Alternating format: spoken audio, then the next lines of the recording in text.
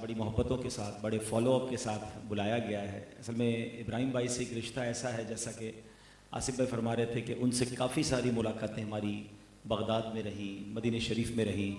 ان کے ہاتھوں کے پکے ہوئے کھانے ہم نے بغداد میں بھی کھائے، مکے میں بھی کھائے، مدینے میں بھی کھائے۔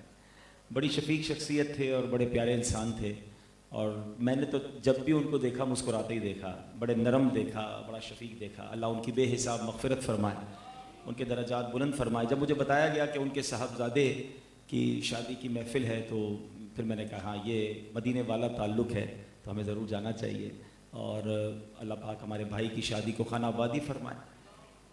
مختصر انشاءاللہ میں چند باتیں عرض کروں گا۔ درود پاک پڑھنے کے بے شمار فضائل و برکات ہیں۔ کعبے کے بدر الدجا، طیبہ کے شمس الضحیٰ، صلی اللہ تعالیٰ علیہ وسلم کا بہت ہی خوبصورت فرمان میرے آقا فرماتے ہیں، جس کا مضمون ہے کہ جو کوئی شخص مجھ پر دن بھر میں 50 مرتبہ درود پاک پڑھ لے، یعنی جو روزانہ 50 بار درود پاک پڑھے، کل بروز قیامت میں اس سے مصافحہ کروں گا۔ اب سبحان اللہ، نبی پاک سے ملاقات کا موقع مل جائے اور اتنا چھوٹا سا عمل کرنے پر مل جائے تو پھر ہمیں کتنے درود پاک پڑھنے چاہیے۔ اور ایک اور خوبصورت بات میں آپ کو بتاؤں، قرآن پاک کی بہت ساری آیتیں تو آپ کو نہیں یاد ہوں گی، سب کو نہیں یاد ہوتی، مگر اگر میں یہ کہوں کہ ایک آیت تو ہر عاشق رسول کو تقریباً یاد ہوتی ہے، اور وہ آیت کیسی ہے؟ ان اللہ وملائکتہ یصلون علی النبی یا ایھا الذین آمنوا صلوا علیہ وسلموا تسلیما۔ مل کر درود پاک پڑھ لیں۔ اللہم صلی علی سیدنا و مولانا محمد طب القلوب ودوائها وعافیت الابدان وشفائها ونور الابصار وضیائها وعلی آلہ وصحبہ وبارک وسلم۔ تو یہ آیت جو ہے، یہ آیت درود شعبان کے مہینے میں نازل ہوئی ہے۔ تو یہ شعبان کا جو مہینہ ہے نا، جہاں اس کے بہت سارے مزید فضائل اور بہت سارے اس کی خاص عبادتیں ہیں، وہاں شعبان کا مہینہ یہ درود پڑھنے کا بھی مہینہ ہے۔ تو جتنا ہو سکے ہمیں کثرت کے ساتھ درود پاک پڑھنا چاہیے۔ آئیے مل کر محبت کے ساتھ بآواز بلند درود پاک پڑھ لیں۔ صلو علی الحبیب صلی اللہ تعالی علی محمد صلی اللہ علیہ وسلم۔ وہ مہینہ آ گیا ہے کہ جو مہینہ میرے آقا کا مہینہ ہے۔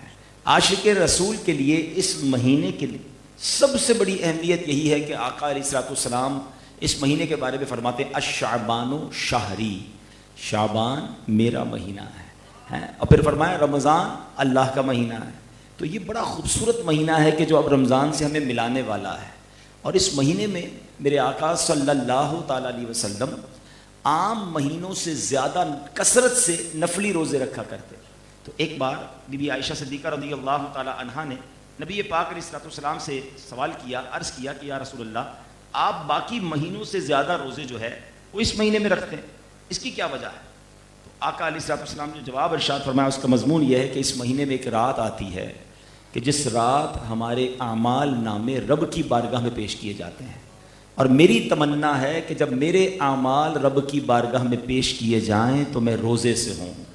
اب آپ سوچیں کہ نبی پاک، یہ ہماری تربیت ہے نا کہ اس مہینے میں ایک رات ایسی ہے کہ جس میں ہمارے اعمال اللہ کی بارگاہ میں پیش کیے جائیں گے، تو ہمیں تو اس مہینے میں خوب عبادتیں کرنی ہیں، جس کی ٹیکس رپورٹ جانی ہو، کسی کی آڈٹ رپورٹ جانی ہو، کسی کو کوئی اور رپورٹ دینی ہو، تو کتنی فکر ہوتی ہے۔ شب برات میری اور آپ کی اعمال نامے کی رپورٹ پیش کی جائے گی، تو ہمیں بتائیے کہ پھر ہمیں ان دنوں میں جو یہ شب برات سے پہلے کے دن ہیں، اللہ کو راضی کرنے والے کتنے کام کرنے چاہیے۔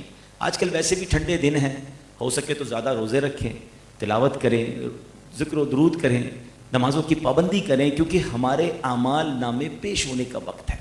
اچھا، پھر شب برات کو، برات کس کو کہتے ہیں؟ آپ نے بھی سنا ہوگا، با عزت بری ہو گیا، یعنی بری ہونے کی رات ہے، جہنم سے آزاد ہونے کی رات ہے۔ اور اس رات کتنے لوگ جہنم سے آزاد ہوتے ہیں؟ حدیث پاک میں آتا ہے کہ اس رات اللہ کریم قبیلہ بنی کلب کی بکریوں کے بالوں کی تعداد کے مطابق لوگوں کو جہنم سے آزاد فرما دیتے ہیں۔ ہم اپنے سر کے بال نہیں گن سکتے، ایسا ہی ہے نا، بکری کے سر میں بکری کے کتنے بال ہیں وہ بھی نہیں گن سکتے۔ قبیلہ بنی کلب یہ وہ قبیلہ تھا کہ جس کے اندر سب سے زیادہ وہ قبیلہ بکریاں پالا کرتا تھا۔ اب آپ بتائیے کہ جو سب سے زیادہ یعنی ہزاروں بکریاں، اور ان بکریوں کے بال اور ان بالوں کی تعداد کے مطابق اللہ تعالیٰ گناہ گاروں کو جہنم سے آزاد فرما دیتا ہے۔ ہمیں کتنی تیاری کرنی چاہیے تھی. مطلب مثال کے طور پہ میں یہ کہہ دوں کہ بھائی آج مثال کے طور پہ 27 فروری ہے, آج کیا تاریخ ہوگی؟ 27 فروری, ٹھیک ہے نا, اور شاید 7 مارچ کو بڑی رات ہے. اگر اعلان ہو جائے گورنمنٹ کی طرف سے کہ پاکستان کے 25 کروڑ لوگ ہیں, اور ان مثال کے طور پہ, اور 20 کروڑ لوگوں کو 1-1 لاکھ روپے 15 تاریخ کو دیے جائیں گے. اب ہر کسی کو فکر ہوگی نا بیٹا بدراج, اب ہر کسی کو کیا فکر ہوگی کہ یار 20 میں سے 25 میں سے 20 کو مل جائیں گے, میں رہ تو نہیں جاؤں گا, 1 لاکھ روپے سب کو ملیں گے. ٹینشن, کیسے ملیں گے, کہاں سے ملیں گے, کون سے دفتر میں جانا ہے, کون سی لائن میں لگنا ہے, بتاؤ تو صحیح, ہم رہ نہ جائیں, 5 لاکھ لوگ نہیں ملیں گے کہ اس لسٹ پہ میں نہ ہو جاؤں. کیا ہم میں سے کسی کو یہ خیال آیا کہ یار کروڑوں لوگ بخشے جائیں گے شب برات, میں رہ تو نہیں جاؤں گا, میرا نام اس میں ہوگا کہ نہیں ہوگا؟ اور اللہ کے حبیب علیہ الصلوۃ والسلام نے جہاں کروڑوں لوگوں کی بخشش کی فضیلت عطا فرمائی, وہاں ہمیں ان بد نصیبوں کے نام بھی بتا دیے کہ جو چند بد نصیب ہیں جو اس رات یعنی شب برات بھی نہیں بخشے جائیں گے, ان کے وہ کون لوگ ہوں گے. اب ذرا غور سے سن لیں. آقا علیہ الصلوۃ والسلام نے فرمایا نمبر 1 شراب کا عادی, شراب پینے والا وہ شب براءت بھی نہیں بخشا جائے گا. اب کتنی زیادہ شراب عام ہو گئی ہے, لوگ سوچتے بھی نہیں ہیں.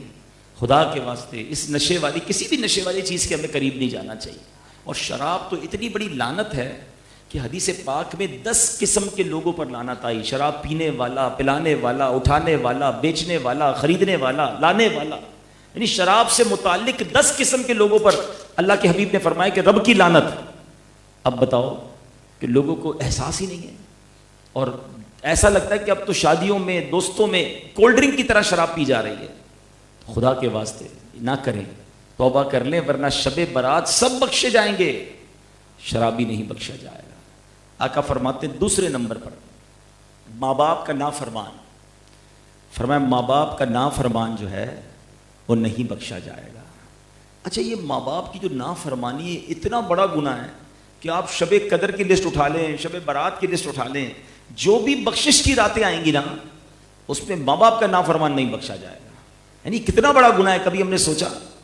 تو خدا کے واسطے جن کے ماں باپ حیات ہیں وہ اپنے ماں باپ کی قدر کریں اور ماں باپ کی دعائیں لیں, کیونکہ ماں باپ کا نافرمان وہ شب برات بھی نہیں بخشا جائے گا.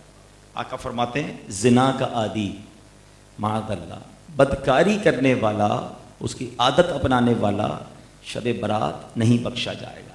پھر فرمایا قطع تعلق کرنے والا, یہ بھی بڑا مسئلہ ہے. بات بات پر رشتہ داری توڑ دیتے ہیں, دوستی ختم کر دیتے ہیں, بات بند کر دیتے ہیں. اس نے دعوت میں نہیں بلایا, ہم اس کے پاس نہیں جائیں گے. یعنی آپ سوچیں کہ ہم اور آپ محبت سے رہیں یا رشتہ دار محبت سے رہیں, بظاہر تو یہ کوئی عبادت نہیں ہے, مگر میرے رب کی رحمت دیکھو. لوگ کہتے ہیں پیس ہونا چاہیے, امن ہونا چاہیے. اسلام سے زیادہ محبت کا درس دینے والا مذہب کون سا ہوگا کہ جو لوگ محبت سے نہیں رہتے, تعلق ختم کرتے ہیں, اللہ فرماتا ہے شب برات اس کی بخشش نہیں ہوگی. اب ذرا سوچیں کہ اسلام کو پسند کیا ہے کہ رشتہ دار جڑ کر رہیں, معاشرہ جڑ کر رہے, پڑوسی مل کر رہیں, محبت سے رہیں, قطع تعلق نہ کریں. اگر کوئی شرعی وجہ نہیں ہے تو چھوٹی چھوٹی باتوں پر رشتے ختم کرنا, دوستیاں ختم کرنا, تعلق ختم کرنا, یہ اچھی بات نہیں ہے. اور یہ کتنا بڑا گناہ ہے کہ شب برات کی رات وہ بھی نہیں بخشا جائے گا. اگر کوئی ایسا ہے جس سے آپ نے تعلق ختم کیا ہے, آج معافی مانگ لیں, آج اس سے دوستی کر لیں. اگر کوئی شرعی مجبوری نہیں, آج اس سے جناب رابطہ کر لیں. وہ اگر قطع تعلق کا گناہ ہو گیا تو شب برات وہ بھی نہیں بخشا جائے گا. اور پھر فرمایا تصویر بنانے والا. اب یہاں پر اس کی بہت ساری علماء نے تفصیلیں بتائی ہیں کہ جو ٹی وی پر یا ویڈیو پر یا موبائل پر تصویر ہے یہ ایکچوئل وہ والی تصویر نہیں ہے, کیونکہ آئینے میں بھی تو ہم نظر آتے ہیں نا, ہم موو کرتے ہیں تو آئینے میں بھی موو کر رہے ہوتے ہیں.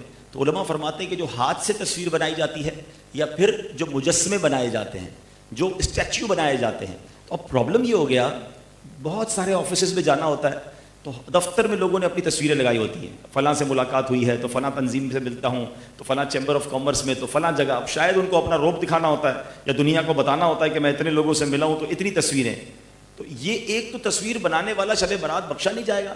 دوسرا, جس گھر میں یا دکان میں تصویر ہوتی ہے, ایک اور حدیث ہے کہ وہاں رحمت کے فرشتے نہیں آتے, تو ہم پہلی تصویریں لگا کر, اچھا جس نے یہ تصویریں نہیں لگائی ہوئی تو وہ اپنے گھر میں کھلونے لگا کے رکھا ہوا ہے, اس نے گڑیا رکھی ہوئی ہے, اور جناب کوئی گھوڑا رکھا ہوا ہے, تو کوئی چیتا رکھا ہوا ہے, تو کوئی شیر رکھا ہوا ہے, دروازے پر لگا کے رکھی ہیں چیزیں. آپ خود ہی رحمت کے فرشتے روک رہے ہیں. کیا شو پیس ہے؟ کوئی شو پیس دوسرے نہیں ملتے, آپ کو جاندار کی شو پیس نظر آ رہے ہیں. تو سوچیں ہم کیا کرتے ہیں.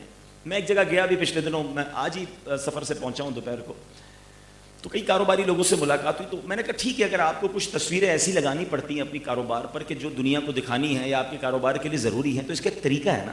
علماء نے ہمیں ڈیجیٹل پکچر کی اجازت دے دی ہے کہ ہم اپنے موبائل میں اپنی LCD پر پکچر لگا سکتے ہیں, ہم پرنٹ نہیں کر سکتے.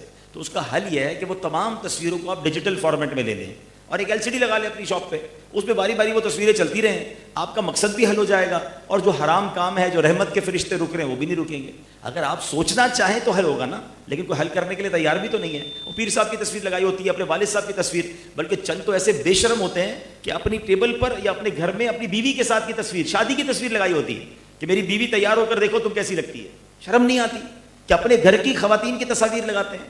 تو یہ نہیں ہونا چاہیے. اللہ کرے کہ ہمیں عقل آئے کہ ہم ان چیزوں سے بچیں. اور آخری بات, پیارے آقا علیہ الصلوۃ والسلام نے فرمایا کہ چغل خور بھی اس دن نہیں بخشا جائے گا. یہ اگر میری بہنیں سن رہی ہیں پردے میں تو وہ بھی خدا کے واسطے غور کریں, نہ کیا کریں چغلی.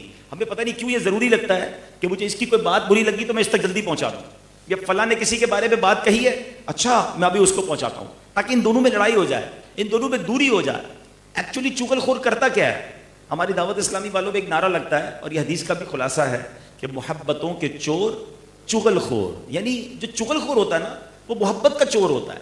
تو ابھی تو آپ نے سنا کہ قطع تعلق کرنے والے کو اس رات نہیں بخشا جائے گا, تو جو تعلق توڑوانے والا ہے اس کا کیا حال ہوگا؟ تو خدا کے واسطے ہم جوڑنے والے ہیں. آپ کو پتہ ہے کسی کی لڑائی کرانا وہ اتنا شدید گناہ ہے, اتنا سخت ناپسندیدہ ہے کہ لوگ کسی کے رشتے توڑوا دیتے ہیں, خاندان توڑوا دیتے ہیں. ہاں اس نے یہ کہا تھا, تمہارے بارے میں یہ کہا تھا, اچھا اگلا بھی کان کا اتنا کچا ہوتا ہے, اچھا میرے بارے میں یہ کہا, اب میں اس کو بتاؤں گا. ارے بھائی اس نے کہا نہیں کہا, تم نے اس کی بات مان لی. تو چغل خور دوست بھی اچھے نہیں ہوتے, ان کے ساتھ نہ بیٹھا کریں. بلکہ میں آپ کو عجیب بات بتاتا ہوں, جھوٹ بولنا گناہ ہے نا, اتنا شدید گناہ ہے کہ جس کے بارے میں آتا ہے جو ایک بار جھوٹ بولے فرشتہ اس کے منہ سے اتنی بدبو نکلتی ہے کہ فرشتہ 1 میل دور چلا جاتا ہے. لیکن جن چند جگہوں پر جھوٹ بولنے کی اجازت ہے وہاں پر ایک معاملہ یہ بھی ہے کہ اگر 2 بھائیوں میں لڑائی ہو گئی ہے, ناراضگی ہو گئی ہے, یا میاں بیوی میں لڑائی ہو گئی ہے, تو ان کی دوستی کرانے کے لیے, ان کا رشتہ بنانے کے لیے, ان کا تعلق بنانے کے لیے جھوٹ بولنے کی اجازت ہے, یا جائز ہے. یعنی ایک بھائی کو جا کر بولے یار تمہارا بھائی تو تمہاری بڑی تعریف کرتا ہے, تمہارے بارے میں بڑے اچھی باتیں کرتا ہے. بے شک وہ نہیں کرتا, تاکہ اس کا دل اس کے لیے نرم ہو جائے. اور دوسرے کو جا کر کہ میں اس سے مل کر آیا, وہ تمہاری بڑی تعریف کرتا ہے, یار وہ تو ماشاءاللہ کہتا ہے میرے بھائی کی خیر ہو, تاکہ دونوں بھائی مل جائیں, ان کی دوستی ہو جائے. یعنی بظاہر جھوٹ ہے یہ, مگر شریعت کہتی اس کی اجازت ہے کہ تم دل ملا رہے ہو. اب سوچیں جو دل توڑ رہا ہے, جو دوریاں ڈال رہا ہے, اس پر کتنا عذاب ہوگا, اس سے رب کتنا ناراض ہوگا. تو خدا را میرے پیارے اسلامی بھائیوں, آج شب برات آنے والی ہے, اس فکر میں یہ دن گزارو کہ کہیں سب بخشے جائیں اور میں نہ رہ جاؤں. دعاؤں میں, التجاؤں میں, ہو سکے تو روزوں میں, تلاوت میں, درود میں.